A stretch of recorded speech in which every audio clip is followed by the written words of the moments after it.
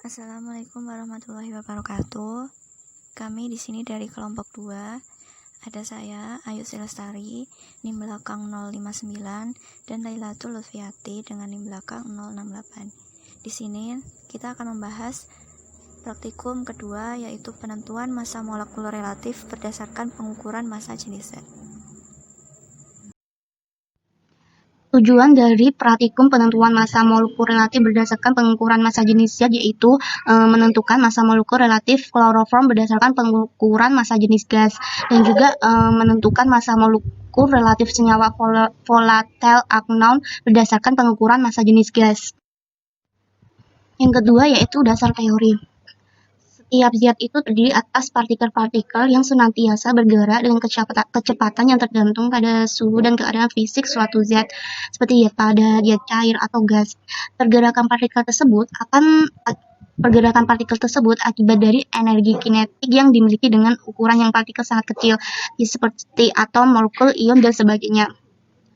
Pada keadaan gas, partikel-partikel memiliki jarak yang relatif jauh lebih besar dari ukuran partikel dengan pergerakan secara acak, mengakibatkan gaya tarik-menarik antar partikel tersebut dapat diabaikan karena gaya yang dihasilkan sangat kecil. Dan gas itu diperoleh dengan cara memanaskan suatu zat cair dan umumnya masih berada dalam keadaan dua fasa, yaitu fasa gas dan fasa cair, dalam keadaan seimbang. Jika tekanan uap zat cair sama dengan tekanan udara luar, maka zat cair akan mendidih dengan temperatur tetap. Tapi jika tekanan udara luar sama dengan 1 atm, maka zat cair mendidih pada titik didih normalnya. Secara umum, gas dengan sifat-sifatnya dapat dikelompokkan menjadi dua golongan, yaitu gas ideal atau gas sempurna. Dan sifat-sifat gas ideal atau gas sempurna yaitu molekul-molekul gas dianggap tidak memiliki volume. Yang kedua, gaya tarik-menarik atau tolak-menolak antar molekul dianggap nol. Yang ketiga, tumbukan antar molekul dengan dinding bejana adalah lenting sempurna. Yang keempat, memenuhi hukum gas. PV sama dengan nRT. Yang selanjutnya yaitu persamaan gas. Persamaan gas ideal dan massa jenis gas dapat digunakan untuk menentukan berat senyawa yang mudah menguap. Dari persamaan gas ideal didapat PV sama dengan nRT diturunkan menjadi PV sama dengan dalam kurung M per mR dikali RT, dan juga dapat diturunkan lagi menjadi P dalam kurung mR sama dengan dalam kurung M per V sama dalam kurung RT sama dengan rho RT, di mana mR-nya itu yaitu massa molekul relatif, dan P-nya itu tekanan gas, dan V-nya itu volume gas, T-nya itu suhu absolut, dan R-nya tetapan gas ideal. Rho-nya itu massa jenis. Densitas fasa uap lebih mudah ditentukan daripada zat karena uap tersebut dapat ditimbang dengan teliti jika dikondensasikan menjadi zat cair pada suhu kamar. Dengan cara ini, maka densitas uap dapat ditentukan lebih mudah dan lebih teliti hasilnya. Ketika labu Erlenmeyer kosong ditimbang, labu ini penuh dengan udara. Setelah pemanasan dan pendinginan dalam desikator, tidak semua uap cairan kembali ke bentuk cairannya, sehingga akan mengurangi jumlah udara yang masuk kembali ke dalam labu Erlenmeyer. Jadi, massa labu Erlenmeyer dalam keadaan ini lebih kecil daripada massa labu Erlenmeyer dalam keadaan semua uap cairan kembali terbentuk cairannya. Oleh karena itu, massa cairan X sebenarnya harus ditambahkan dengan massa udara yang tidak dapat masuk kembali ke dalam labu Erlenmeyer karena adanya uap cairan yang tidak mengembun. Massa udara tersebut dapat dihitung dengan menganggap bahwa tekanan parsial udara yang tidak dapat masuk sama dengan tekanan uap cairan pada suhu kamar. Nilai ini dapat diketahui dari literatur dengan faktor koreksi.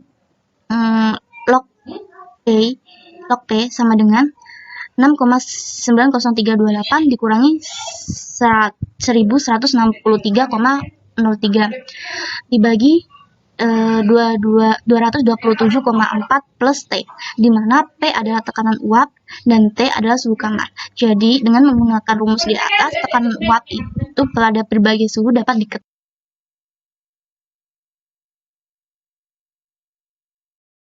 Alat dan bahan yang akan kita pakai pada praktikum kali ini yaitu alatnya labu Erlenmeyer dengan ukuran 100 ml, gelas kimia dengan ukuran 500 ml, kemudian gelas ukur dengan ukuran 10 mili.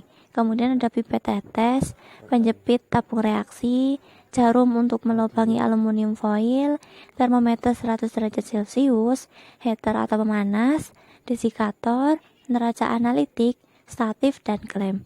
Nah, bahannya kita akan menggunakan cairan volatil CHCl3 sebanyak 5 mili, kemudian cairan volatil anan 10 mili, aqueous sebanyak 100 mili, karet gelang sebanyak 4 buah, dan aluminium foil dengan ukuran 8 x 8 cm.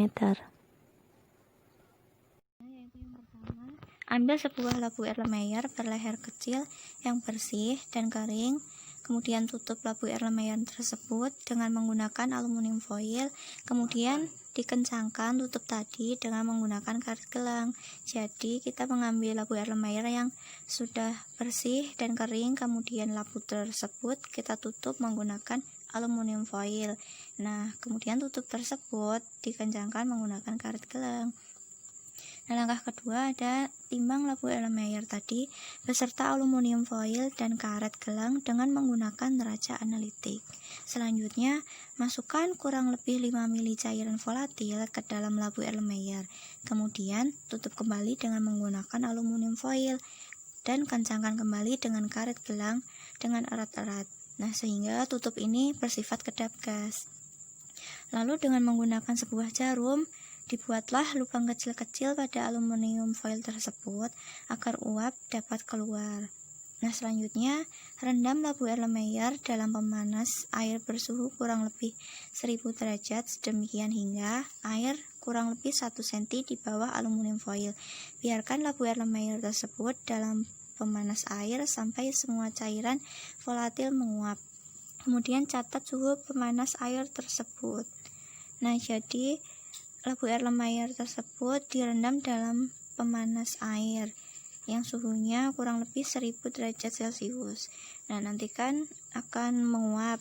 Nah, air uapannya itu nanti harusnya di bawah aluminium foil kurang lebih 1 cm.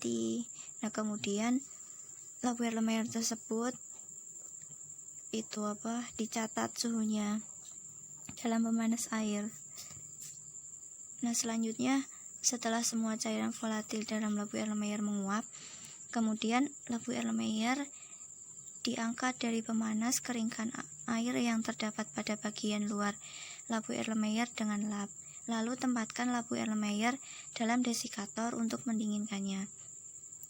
Udara akan masuk kembali ke dalam labu Erlenmeyer melalui lubang kecil tadi dan uap cairan volatil yang terdapat labu Erlenmeyer akan kembali mengembun menjadi cairan.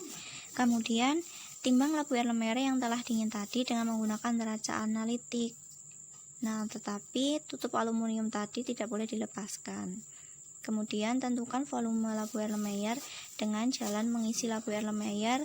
Nah, air sampai penuh dan mengukur massa air yang terdapat dalam labu Erlenmeyer tersebut.